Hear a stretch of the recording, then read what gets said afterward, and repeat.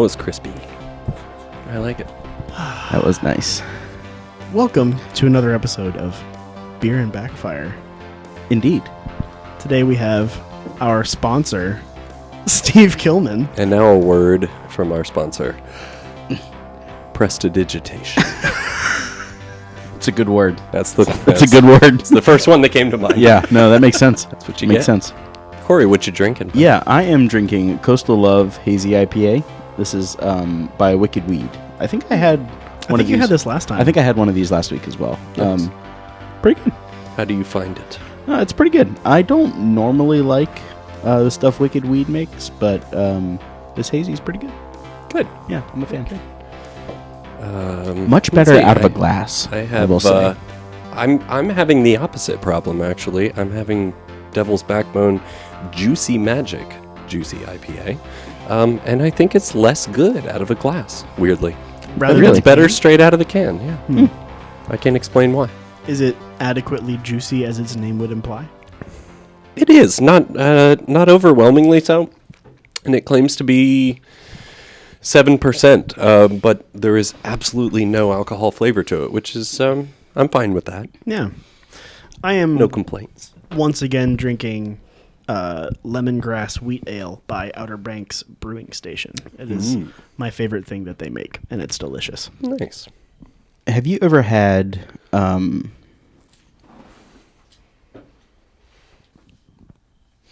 my gosh, I just blanked on the name. I have had a brain fart for sure. I've had that feeling that you just had. It's mead. It's like a lemongrass mead? Yes. No. Yes. It's amazing. It tastes Who like Thai makes it? food. Is it a local thing? I think they're in Maryland. Ooh, I don't know. Their logo is a bee. Of course, as most meads are. Yes, on brand. Mead City. I can't. It's driving me crazy right now. Magic City Mead. It tastes like Vietnamese food. It's great. That's pretty cool. Yeah, it's awesome. Could see It's like that being it's like lemongrass and pretty basil, Thai basil or something like that. It's super good. I will find the name. Okay. nice. So, Steve, Jordan. it's been a little while since you've been on. It has. You've had a What has lot- it been? A couple of years? Well, we kind of took a year off. Yeah. So, it's, yeah. That year didn't count. No. We all get a bye Yeah. on that one. But you've been pretty busy. You've had a lot car-wise going on. Yeah. So let's some good, some bad. What do you want to know? Where should we start? Well, let's start with the supercharged Miata. Okay. What's up with that? It's not supercharged. What? Well, you see, after 2 crankshafts and then dreaded pulley wobble returning yet again, Oh boy. rearing its ugly head, I decided that the last thing that poor engine needed was to continue being supercharged. I don't know if I just have extremely bad luck. It certainly seems to be a component of this. Yeah, a lot of people seem to run superchargers on those cars for a long time and not have any issue with it. And for whatever reason, Miatas are known for crank nose problems, first-gen Miatas in particular. Less so with the 1.8s. So I didn't think I was going to have much issue with that. But the first time I had an issue, it absolutely tore the crank nose out of the car, which I think maybe I talked about before. Yeah, because then I had to do desperate rebuild of that engine right before a Blue Ridge cruise. And I put a new crankshaft in it. And when I did that, I had the machine shop double key the crank. I also added the crank saver, which is a trick little plug, machine plug. A little reinforcement Yeah, thing. you guys are nodding your heads, but some people may not know.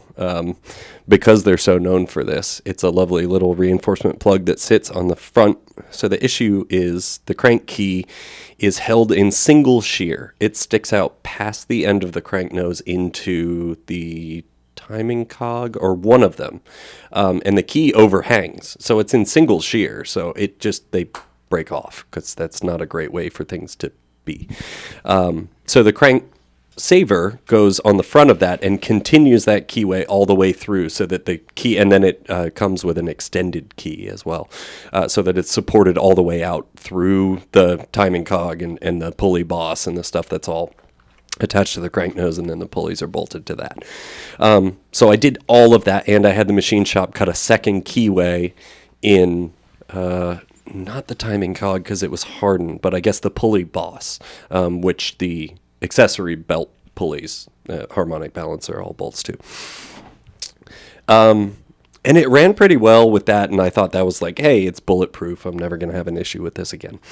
And then I did. It started to wobble again, and I only would notice it at idle, and then anything off idle, it would completely smooth out, like, visually. And I think that was just the harmonic balancer taking up what wobble there was.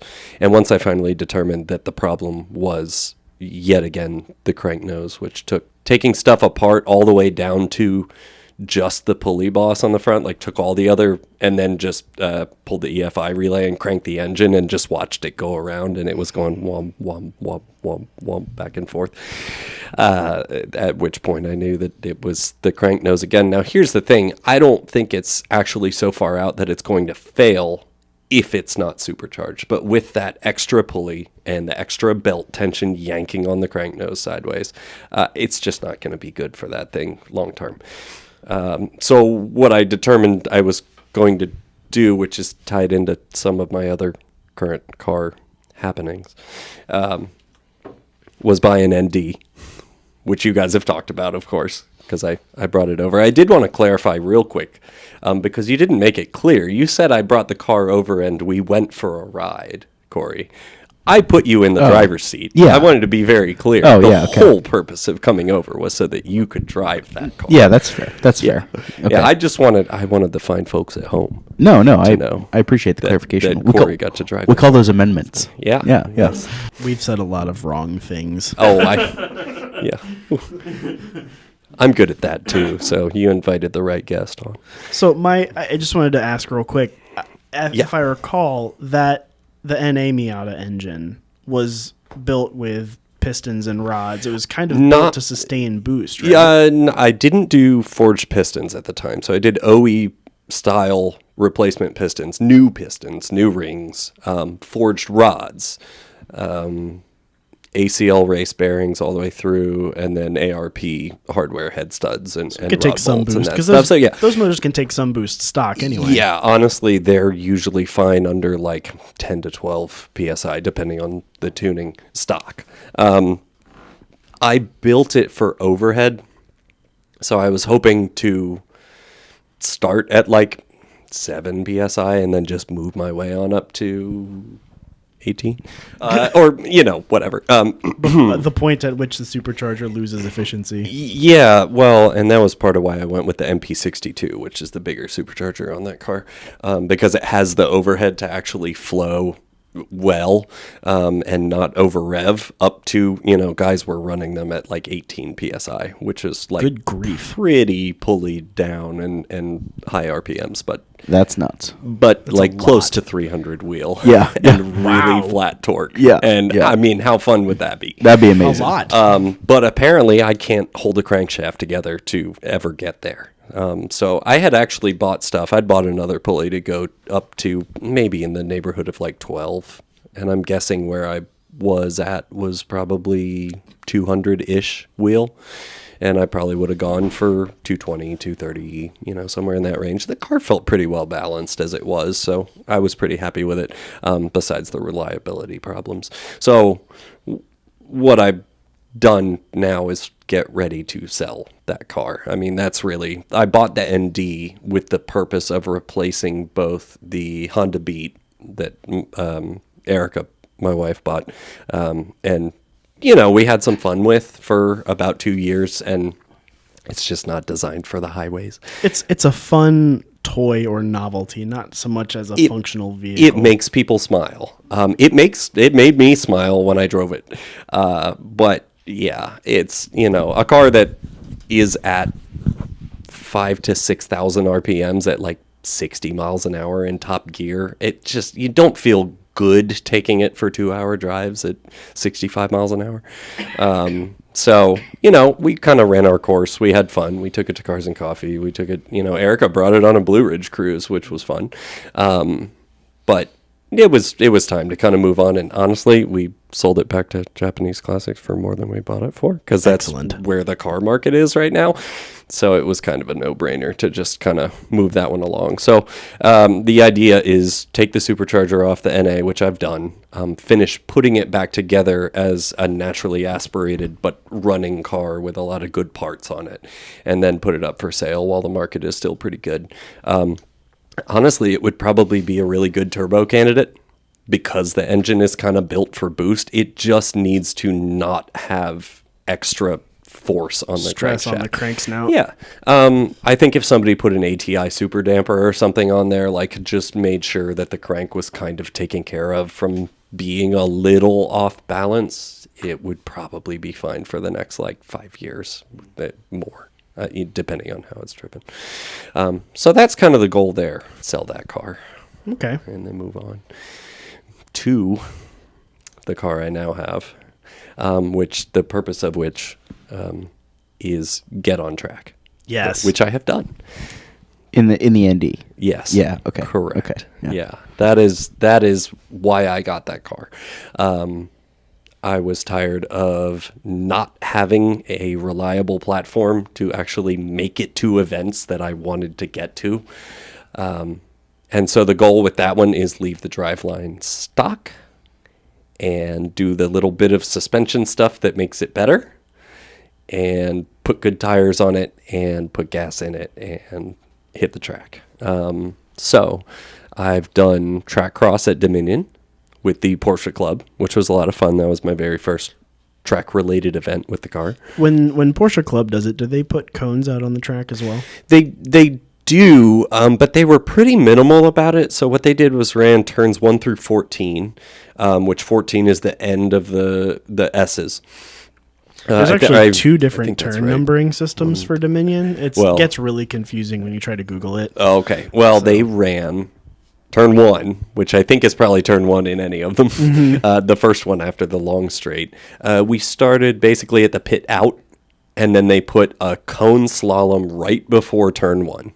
So you get a pretty good run up, and then the higher horsepower cars had to brake a little bit. I just lifted slightly because it's a Miata. I wasn't going that fast.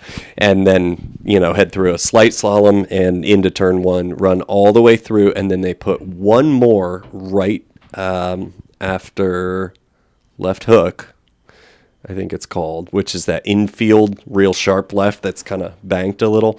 And then you kind of come down through and then start into the S's. They put one more right there to really like neck it down so that the higher horsepower guys wouldn't be going 120, 130 by the end of the S's, because it was supposed to be a little bit lower skill event, like entry level. It worked pretty well, honestly. For the Miata, I ran about mid-pack with a bunch of Porsches and other cars, which was, I felt Stuff pretty... that cost 3 times as much? Yeah, felt pretty good about. I think there were it was like 13 Porsches there, and 7 were faster than me, and 6 were slower, so respectable, I guess. Felt good. Car was amazing. I feel very in tune with it. It feels very much like an NA, honestly. That's part of what I love about it. When I bought the car, I felt familiar with it. Like, it's a Miata. You get in, it's small. Everything's exactly where it should be. The shifter's the right distance from the steering wheel, from the pedals feel right. Like, it's intuitive, and it's a driver's car. It's not super powerful, but it's 155. I mean, you drove it. Yeah, like, yeah. It's peppy. I thought it was great. Yeah. It's the same weight as an NA with like 30 or 40 more horsepower. Yeah, 25 for the year that I have, which is a 16. It's the first year of the ND1. 155 versus 130 in my NA was the stock rating at the crank in the 1.8 cars. So yeah, 25 horsepower. I mean, it's substantial, but the 6-speed helps too. I think the gearing's a little bit shorter for the first 3 gears, and then it stretches out a bit, and then not cruising at 4,000 RPMs is also really nice. Having that 6th gear to dump it in and just kind of quietly cruise down the highway. Pretty comfy. So, I did that, and then Hyperfest, I did a hyperdrive like Pierce did on Patriot Course, which was a lot of fun too.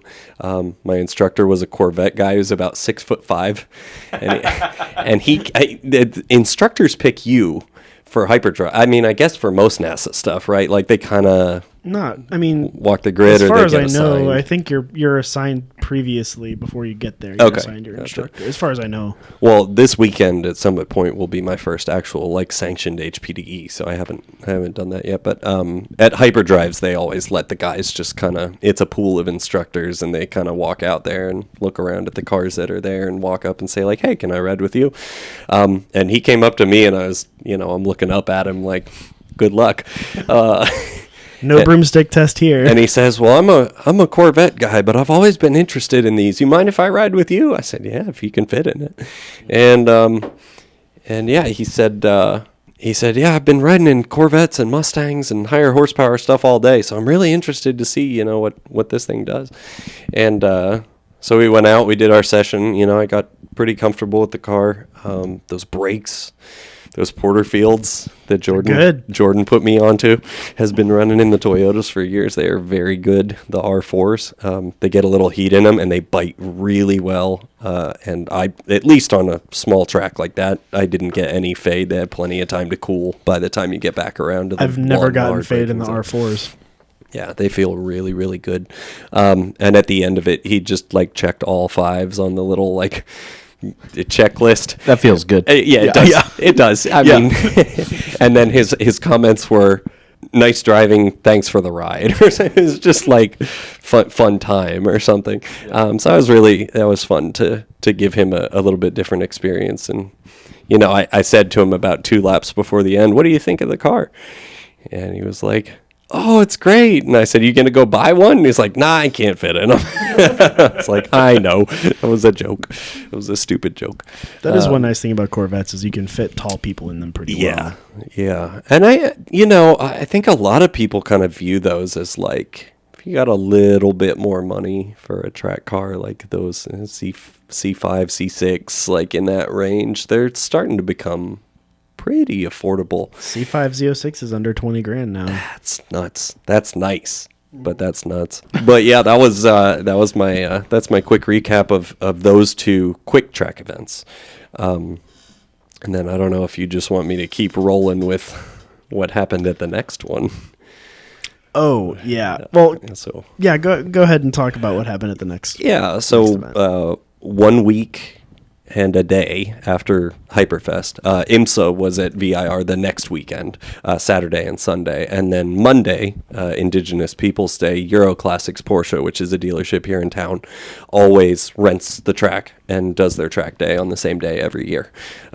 So it's generally like nice weather because it's October, and just a more chill group. They do 3 run groups. So they do like a green, which is basically paced, like touring laps, advanced highway speeds, no helmets. They do a yellow, which is kind of HPDE 1-2 level, like beginner, passing only in a couple of zones. And then they do a red group, which is like the 3-4 guys passing anywhere on the track, like experienced people.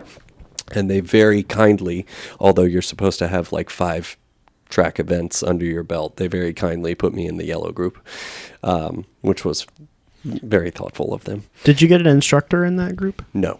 Ooh. So Eric Madsen went down with me. Shout out to Eric. Thanks, buddy.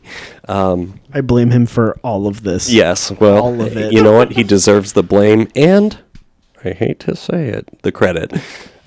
Because he's a great proponent of gently nudging people to get out there on track. That's like all he does is just convince people to get on track, and it's amazing. Yeah, it is. It's so good. He's a really good dude. It hasn't worked on me yet. But. So, well, I told him I was going down for the day, and he deals with some motion sickness when he's and he's instructed with NASA for like 10 years. So God bless him. I don't know how he does it. Just Dramamine and gut it out. I don't blame him for stopping. I don't either. When you get to that point, especially if you get motion sickness, good on you. It's time to hang it up. But I wasn't going to ask him because I know that kind of bothers him sometimes. But he volunteered as soon as he heard I was going and he was free. He was like, "Yeah, I'll go down." I know, Scott Krastek was going to be there. Ross Shull that he runs with in Champ Car that has the Prelude. Chris Saltzman with his Kia Stinger, they were all going to the track day. So he was like, yeah, I'll come down. I'll hang out with the guys. I'll ride along. I'll give you some pointers, some instructions. So he emailed the Porsche Club guys ahead of time. And they said, yeah, just come on down. You're NASA instructor. You know what you're doing. You can go with him. So he came down. He rode with me for the first session. His stomach got a little wonky. He sat out the second session. I went out by myself. Then we had lunch. After that, he was feeling better, so we went out for this third session again together, and then I had to bring him in because he just wasn't feeling it, which was fine. I mean, it was very gracious of him to even come along. Absolutely. And he gave me some really good pointers. Ross and Chris and the guys gave me a few tips. What gear are you going through this turn in? What are you doing there? Well, try leaving it in fourth, see how it feels. So just some really helpful stuff for. I've ridden around that track more laps than I can count with people, but in very, very different cars. So I don't know, the feel for braking zones in my car and that stuff. I know the turns, but I hadn't done it as a driver. So yeah, they gave me some really good tips, and then there were 6 sessions, and they're all about 25 minutes. So it's a ton. In one day? Yeah, a ton of track time. Yeah, they called them 30-minute sessions, but they were closer to 25, but That's still a lot. Yeah, it's 3 hours of track time in one day. And I was going to take advantage of every last bit of it. So by the last session for our group, which was at 5:00, there were only 5 cars that went out. I mean, most people were packing it up and going home for the day. I usually skip last session to pick up. Yeah, well, and it was just my first time, so I was a little. You didn't have to pack up either because you're just driving it home. Yes, that was the plan, and it is what I did. Spoiler, but I went out my last session. I had been feeling good, feeling like I was progressing all day, looking for a few spots on track. I wasn't tracking lap times or anything, just generally focusing on lines and feel and braking points and that kind of stuff. I went out the last session, and one of the places on track I felt like I could carry more speed was through the uphill S's. And I know that's a place that a lot of guys talk about. That's one of the places you find speed on this track, is either staying flat out or, managing to gain speed by the top of the S's. You're going to pick up time. And I knew I was losing speed, not a lot, but, I was going half throttle through the first 2. And then rolling back into the throttle because you're going heavier uphill at that point and you're not really gaining speed. And then braking into South Bend, which is that turn at the top of the hill. Unfortunately, what happened was I worked up to not braking into South Bend. At the speed I was exiting the S's, I could just throttle blip downshift into fourth, turn in, and then before the apex, get back on the throttle, plant the back end, track out, and go down the hill. That worked fine when I was entering at 85 to 90. What I found out in my last session was, okay, I'm gonna stick it through the S's a little faster. And I worked up to not braking before South Bend, and that time I entered about 95. And I watched the video back. I did basically everything the same. I just throttle blipped into fourth. I turned in at the same point. Maybe I aimed a little closer at the apex, but my line was very similar. I got back on throttle well before the apex.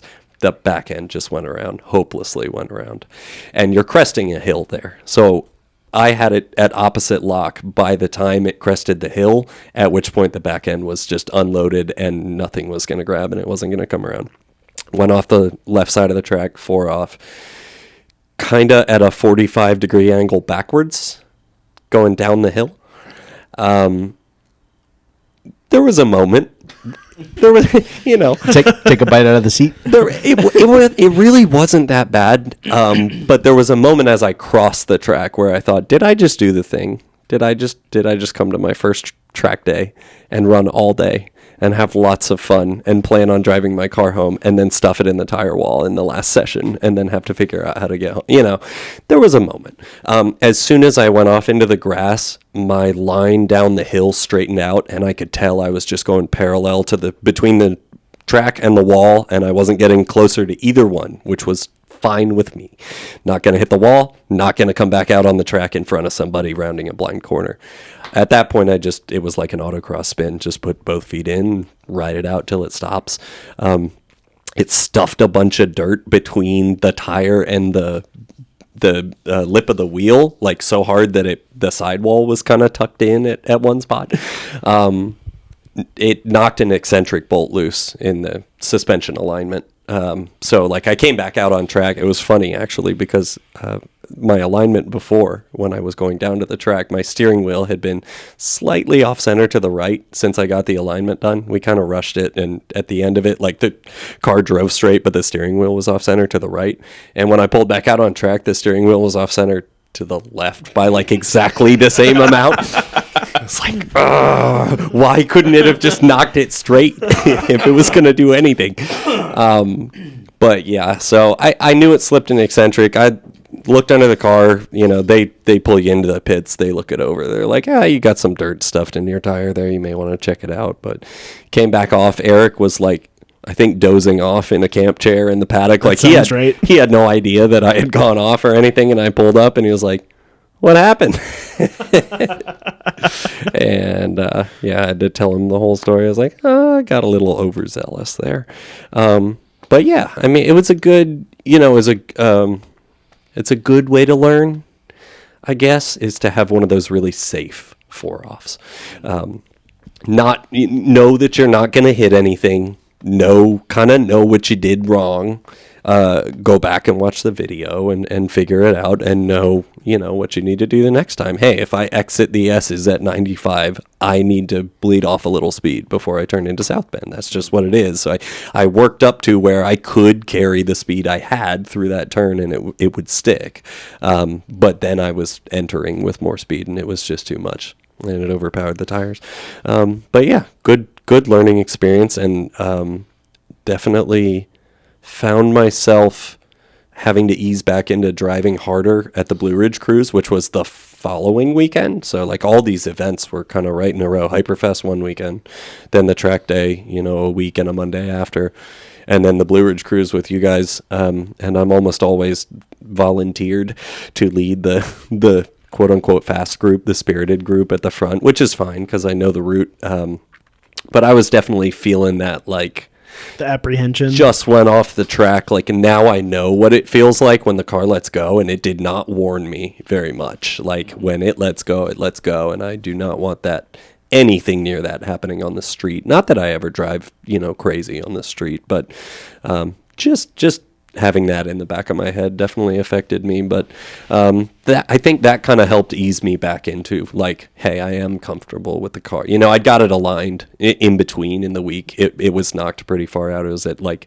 0.6 degrees of camber on that side, which it's supposed to be like negative 1.8. Sorry, I didn't mean to cut your story off. You're good. I think that's kind of...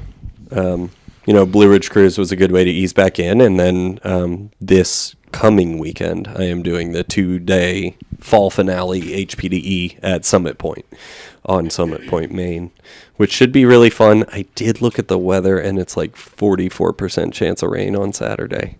So I'll get some wet laps. I'll learn how the car handles under those conditions. And then Sunday is supposed to be pretty low chance of rain. So I'll learn the track. I'll learn the turns. It'll be fun no matter what. I was going to ask you, Jordan, did they let you run at Summit with windows up? Because I'm going to be real bummed if they're trying to make me run with windows down in the rain. That's like still a street car with an interior. It didn't rain that weekend I was there. I just didn't know if it was like a flat rule. Because I feel like VIR, it's a flat rule. You got to run with windows open. I'm not sure. No matter what. I'll see what they say. I was just curious if you knew. Summit's a fun track. The only turn that I really felt like I was struggling with was turn... Everyone says it's 5. Yeah. 5 is hard because you're coming flying over that hill and it's downhill braking zone.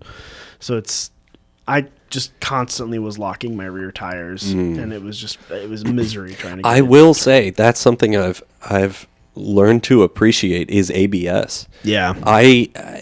It almost acts like a threshold braking indicator for me. I can kind of push into the brakes, and if I reach that point where they start to pulse, I back off the pressure just a little bit. Like, it's this extra little bit of haptic feedback that, like, you're getting a little too heavy in the brakes here. So I feel like it's actually helped a lot. I noticed it way more at Dominion. I don't feel like I almost ever got ABS engagement at VIR. And I don't know if I was just braking early and playing it safe. I know I was doing some of that early in the day. But in general, I don't remember. It's either that or I'm just carrying so much more speed that my brain doesn't pick up on the fact that it's pulsing them. I think it's because VIR is so much higher speed, it's harder to lock, like physically more difficult to lock the brakes at those speeds than it is at lower speeds. That's fair. Yeah. And that car stays pretty balanced, and the rear brakes are a lot smaller than the fronts. I don't think it really like pitches forward and unloads the rear in such a way that it would try to lock the rears up or anything. It seems really stable on braking, but yeah, I used to be. The question I wanted to ask you was, yes, because I haven't talked enough yet. Well, that's why you're here. Yeah, I guess. Going from having ridden as a passenger, and I'm assuming probably playing Forza a bunch and stuff too. Nope. No? I am not a racing sim or video game guy. Okay. I'm one of the few, I guess. Like most people really get into that. I just never have. Fair enough. Well, after having been a passenger at VIR so many times, was there anything that stuck out to you that like driving it that was not what you expected or was different or just general impressions actually getting to drive on track rather than being a passenger? Yeah. It takes a lot more brain power to check flag stations. Like, I feel like it was something that I told myself to do when I was riding with people, because I was like, this is one day I'm going to be here doing this. So try to build good habits while I'm riding along, learning the track with other people, check the flag stations every time I go around, even if I'm a passenger, then look for the braking point, then look at the turn, But it takes a more focused effort to do all of that stuff at once. And again, first times out, things happening at that speed, you kind of, not tunnel vision, but your brain power focuses on the things that are crucial, which is like keep the car on the track. That's definitely something that I continuously have to remind myself. I just eyes up all the time. I have to constantly remind myself. Otherwise, I find myself just concentrating at whatever the next turn or curb is. And then I think I felt like I knew the lines pretty well, and making the car do them in certain places was tough. That was the thing that was much different. I was like, oh yeah, I know, like swing out here and whatever. And then I would turn in and be like, no, I'm still turning in too far, like track out. And I'd have to tell myself like 4 or 5 laps in a row, like, no, track out further there. Then turn 5 into the little S's. That's... Hold on. 1, 2, 3.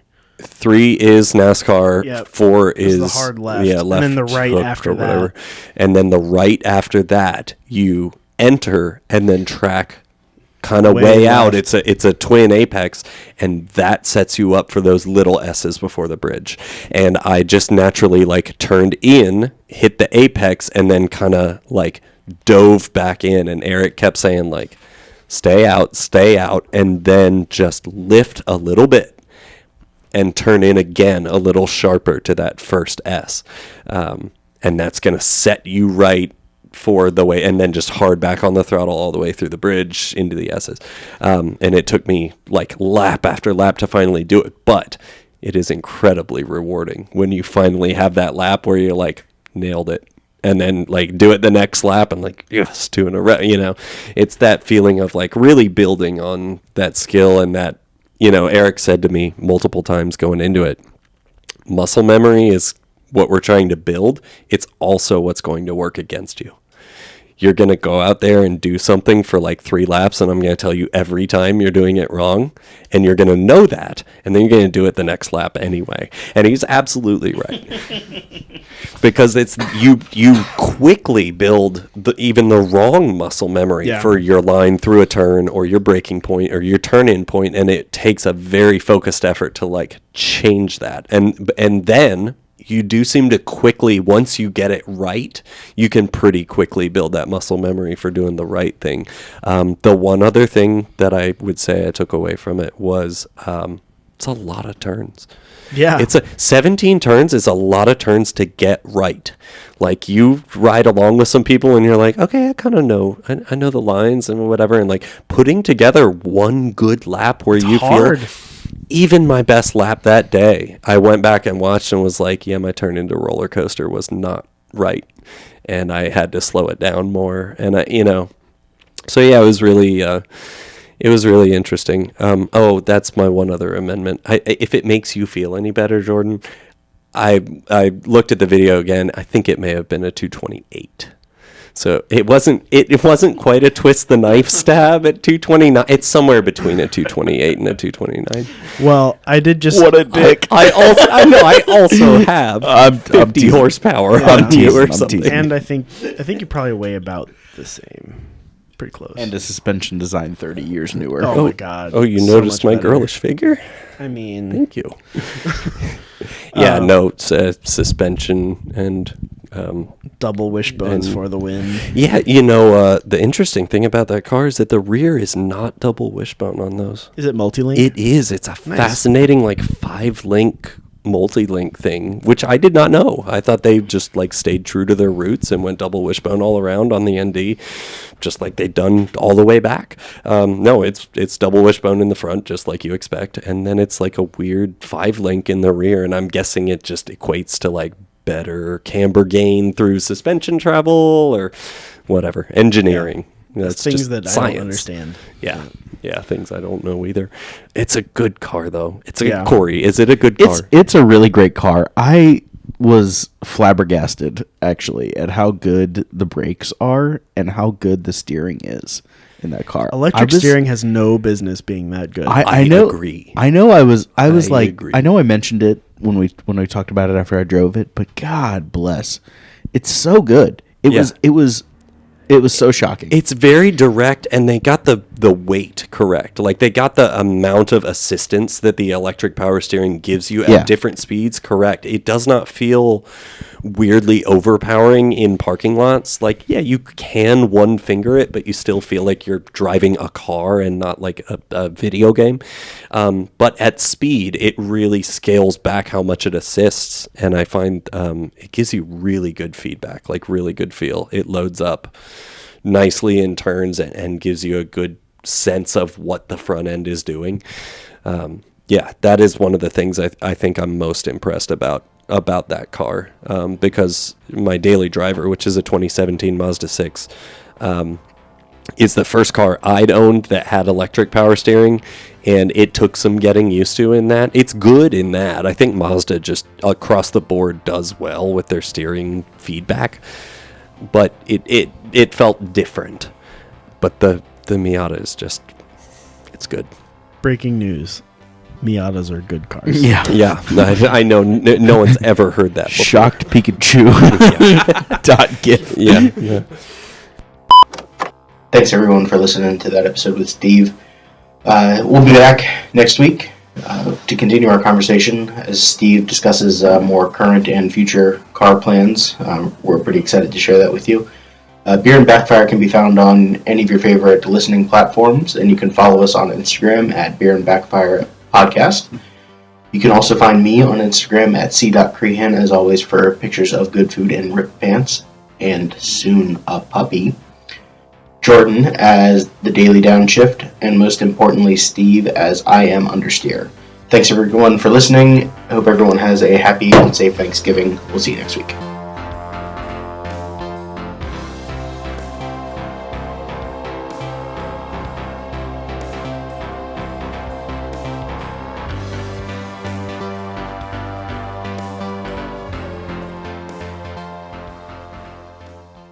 He said free candy. Free candy.